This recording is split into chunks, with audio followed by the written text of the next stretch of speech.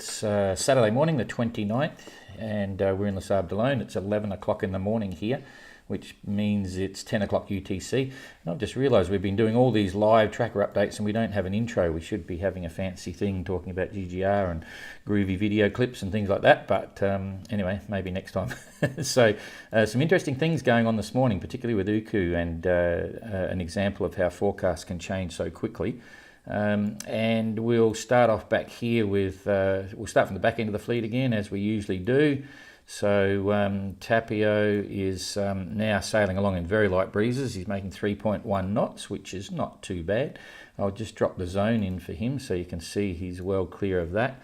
And, you know, he's reporting all's fine. We had a great phone conversation yesterday and no complaints. He's back on the game. He's trying to get there. We said we want to see him there at the prize giving. He thinks he can't get here before the end of April, but we'll just wait and see. It'll depend on how he goes with his barnacles. So weather for now looks good. And in 24 hours on the 30th, or that's a little bit more than 24 hours, he's been going through a northerly, which will then come in from behind, so that's not too bad.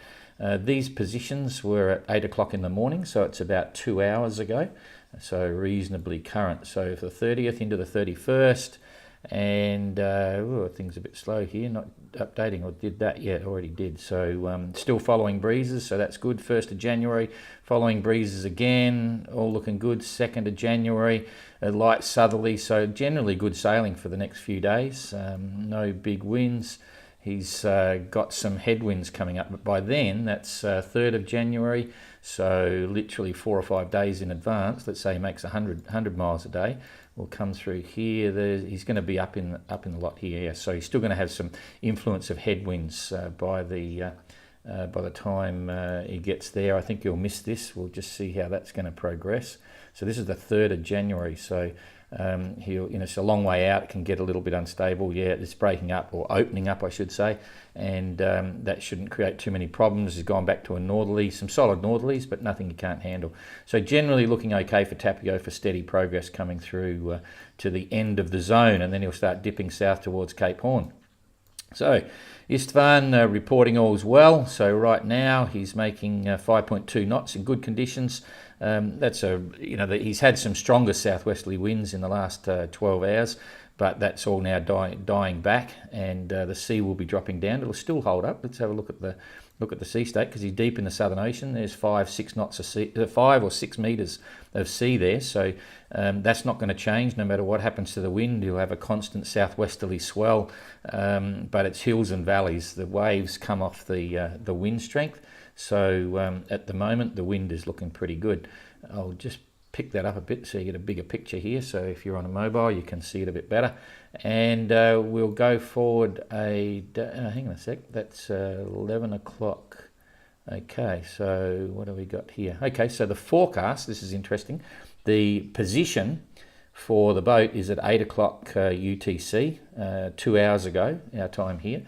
But the forecast at that point is 11 o'clock UTC. So it's 3 hours in advance. So I don't know whether that makes sense to you, but it means that this gets a little bit more current. But anyway, that's cool. Only a few hours. So we'll push through a day.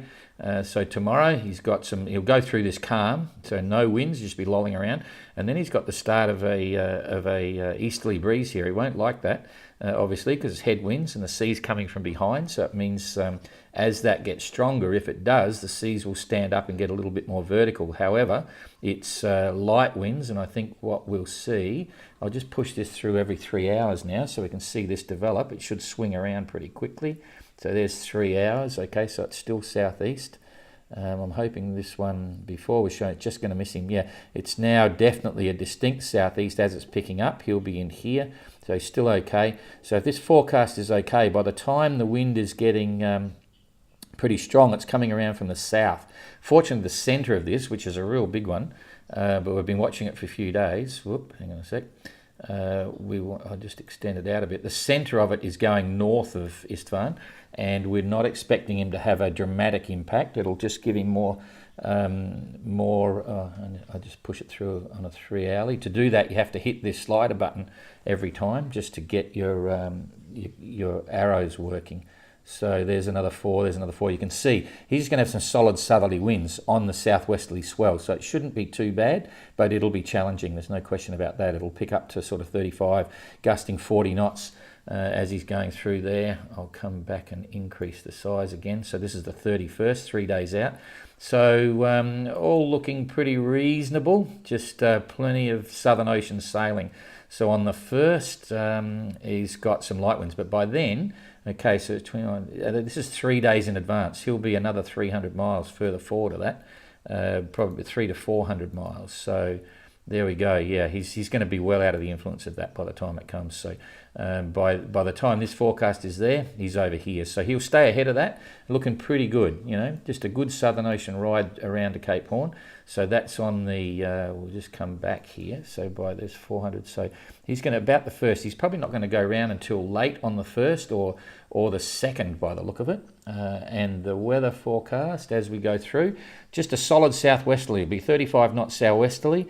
If he gets a good if he gets a good satellite fix, he'll probably try and come close. Everyone likes to try and see it, but it'll depend on the cloud. If he gets a good fix and has a good landfall, and he knows exactly where he is and he's confident, then he might have a classic Southern Ocean rounding with all the seas and fluffy stuff, but no big storm. So let's hope that holds true, and Isfan enjoys the ride. So let's now go over here to Uku. We had a big fright this morning, and I'll explain well, not a fright, but Uku was looking as if he would find himself in a very tricky situation. Our routine is I usually check the tracker before I go to bed every night, local time, between 11 and 12. And then I'm up again at 5:30 every morning to get back online and see what happens. Anyway, I didn't see anything last night. Got up this morning, the first thing I had was an email from one of the radio operators giving me forecasts. Say, whoa, big storm coming out of nowhere, huge, da-da-da-da-da. Got onto the tracker, opened up, and it looked really nasty. And I'll just explain, I'll push you through and see what happened. This was it forming here, okay, and it's still there, it's still forming. But what we had was just before 7 o'clock UTC, before 6 o'clock, whatever, the forecast changed literally within an hour.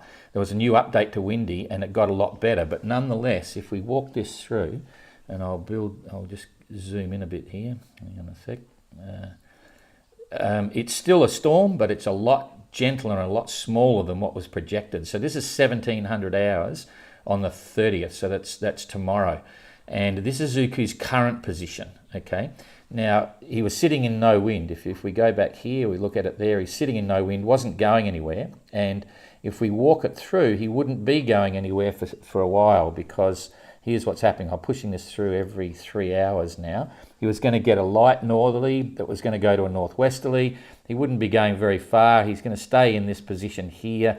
With the northerly, he certainly can't go that way. All he can go is east. And this storm, you can see, is following him over. So by the time this arrived, with his projected weather forecast, he would be about where the R is. Maybe not even that, probably the U. So even with the storm the way it is now, he would still connect. He can't go the other way because the same problem, with these northerlies, he can only go anywhere from sort of southwest to southeast rather, or over to the southwest. And so I told him at that time, when we had the bad forecast, get out of there fast. He had to get 150 miles south to miss it, and it was still going to connect with him. But the good news, the latest forecast, everything changed instantly. Bang, it just changed as soon as the new forecast updated Windy TY. And now he has a much better chance, because if we assume that's his position now, we'll put a marker on here. Hang on a sec. Okay, so we should get one there, and we get one here. Okay, so I'll put that on. That's where he is now, and this weather forecast is for 1700 or 2000 hours tomorrow, so about 30-something hours away. If he comes down, even 80 miles, you'll see he'll be down here. Now, if I then get rid of that, and 80 miles is very achievable for him to get to, and I click that and then just walk the storm over, you'll see it's going very fast out to the east, and he'll be in a good quadrant by the time he gets here, and he'll just ride these southwesterly winds up around behind it. So after spending about an hour looking at all the routing options for Uku and then sending him that message, say, Uku, weather alert, get out of there, head south. I had to send him another one literally an hour later, say, oh, lucky news, the forecast has changed completely. You've only got to go 80 miles south and you're away from most of it. And we'll watch this space, remembering that the forecast can change again for worse situation or even better. That's one of the dynamics of when you have a fast developing storm, and remembering that even if we go back here, you can hardly see it. This is the current situation now. It's nowhere to be seen. Okay, so when it forms really fast, it basically means that and looks really vicious. It means it's really unstable and it can go anywhere, can do anything. Fortunately, in this occasion right now, it looks as if it's gone from being a disastrous forecast, and there was 60 to 70 knot winds forecast over an area of 240 miles north. From there to 240 miles north of Uku is huge. That whole zone, 240 miles, was like 60 to 70 knots. It was unbelievable. And now it's been downgraded straight away. So we're breathing a bit easy on that. But nonetheless, as I say, we'll watch that. Uku will go up around the back of it once it comes through. So it's going to hold his progress for about, he's going to lose a day and a half, I suppose, out of his northward track. Anyway, all part of the fun of the GGR. So we'll come back here now and look at the two front runners, see what's happening. And it's all pretty much more of the same from yesterday. If you followed Christoph's explanation and what we've been saying for some time, Mark he's in the trades, favourable wind direction, but you can see here there's a light patch. Okay, so it's dropped off a bit. So he's only managing 5.4 knots. The wind direction's perfect. He's on a beam reach. The sea should be reasonably good. Let's have a look see what sea state he's got. Yeah, 2 meters. So he'd be blasting. The sun will probably be shining. It'll still be hot, but at least he'll be enjoying himself, and he knows he's headed north on course to the finish line. So that's kind of good. Sea state for Jean-Luc up here is the same. Very low at the moment, but he's now into the boring department. So in fact, I'll keep running with this, and we'll look at their weather together as we go. So Jean-Luc is now into solid northeasterly trade winds, and that's going to hold. Again, just to summarise the zone, this is the zone of trade winds in here. It's going to take him all the way to 20 degrees north, where he has to spend his time box penalty, 18-hour penalty up here somewhere. And Mark is in the southeasterly trades, which stops on the doldrums. And previously, yesterday when I was looking at the doldrums, even you can see this area of light wind here, that's light unstable, it's closing up. And if Mark's lucky, as he gets closer, the forecast is suggesting that those doldrums will join with the trade winds, so there'll only be a slight band there, which will keep Mark moving fast. Jean-Luc got through it pretty well. Oops, I'll leave that. He got through it pretty well, but we'll just see how we go. So let's just walk this forward a day. Mark's got breeze back again. Jean-Luc's still holding his breeze as well, so it'll be more of the same. In fact, Jean-Luc at the moment was making 5.2 knots, but he's not pounding to windward, but he says it's very boring. He's as hard on as he can get. He'll be bouncing around and crashing and all the rest of it.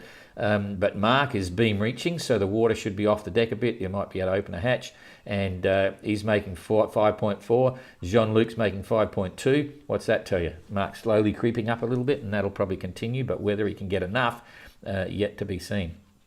So that's the 30th. We'll look at the 31st. There's the 31st. More of the same. Mark's okay, good breeze. Jean-Luc's okay. He'll want it actually to die off a little bit, and it looks like it's trending to get a little bit lighter as the days go forward. So he would enjoy that. He'd rather go to windward in light winds. But by the time we get here, he'll still be in this zone there. I'll just zoom this up so you can see it a bit better. So by then, Jean-Luc's up here, it's getting a little bit lighter. So it's not bad. It's not good. It's just sailing north to the finish. Second, now here you can see what I was talking about. The doldrums have disappeared completely. So this is on the 2nd, so it's nearly 3 or 4 days away. And by then, Mark will be getting close. But it opens up again, and whether he can sneak through. If we go through to the 3rd, this is the 3rd. You can see this doldrum zone starting to push back down again. And my calculation suggested that Mark might just get through before it opens up. And Jean-Luc, by then, he's up here, got some solid breezes, so he's going to be doing more of the same. Let's see what's happening with these doldrums for Mark. Yeah, you can see it's starting to open there and go light. So this on the 4th, so that's 6 days. So let's say he makes 600, 700 miles. Let's just see where Mark is going to be in 700 miles. 600. Yeah, he should be through it by then. See, there's 700 there. He'll be just riding the top of it. So he might squeak through the worst of it and keep going, or he might get slowed up a bit when it's here. 700 miles for Jean-Luc at this time. Let's just see where 700 is for Jean-Luc, because that's about where he'll be. Yeah, he's still got a fair way to go. This is 20 here. You can see, okay, the breeze is filled in down to 20, so he may keep riding that. One thing to talk about now is just what happens next when Jean-Luc gets up here. And there's an interesting situation. Everyone's moving so fast. I mean, it's crazy. Jean-Luc is saying he's going to be back at the end of January. Traditionally, there's a big high here, and this is sort of the high. You can see it rotating around here. So the tactic is usually you come up here, you follow these following breezes around, you hook around the top of the high, and you head back in, and you sort of head back in this way. And the high is usually up a little bit higher position-wise, and you go around there. But it's early in the season. Now, if you watch the tracker each day in the future, you'll see there's this band of sort of either easterly winds or southerly winds, southwesterly winds, and so on, which bounce off the top of the high here, which is traditionally now this time of the year lower, because the storms from up here come further down south. So Jean-Luc has, I don't know what his weather, what he's thinking with the weather and stuff. We'll be getting the forecast. He's done this leg a lot, and he's done it at different times of the year. You might see him come in here and try and get over into this zone as quick as he can and sneak up the inside here to the finish, rather than do the traditional thing over the top of the Azores and come in this way. So that'll be something interesting to watch in the future. Anyway, that's really about it. So all's well at the moment. Mark and Jean-Luc, they're just taking it out of each other for the next few days. I don't think Mark is going to make huge grounds in the next week. He will make some ground. I wouldn't be surprised to see him take out 100 miles or 100 and a bit over the next week, maybe a bit more. And that's going to put pressure on Jean-Luc. Jean-Luc has to do the time penalty, 18 hours, which is nearly a day. So that's equivalent of giving Mark another 100 miles. So by the time he's up here, Mark could be, I'm making a projection here because people are always asking me, he could be 250, 300 miles closer to Jean-Luc. That means 700 miles behind. And then it gets into this play of what's going to happen to the weather here. It's relatively unpredictable. It's not like trade winds. It also comes into play with Mark about his ability to point to windward, which gives him more options. Jean-Luc has to really look after his rig. So the game's not over. Believe me, I'm not going to, I like Mark and I like Jean-Luc, obviously, but, it's still too tough to call. Whatever's happening, it's going to happen around about the end of January. So watch this space. Thanks a lot, and we'll see you in a couple of hours, about 3 hours, and I'll do question and answers and another big overview of what's going on with the race. Thanks. See you later.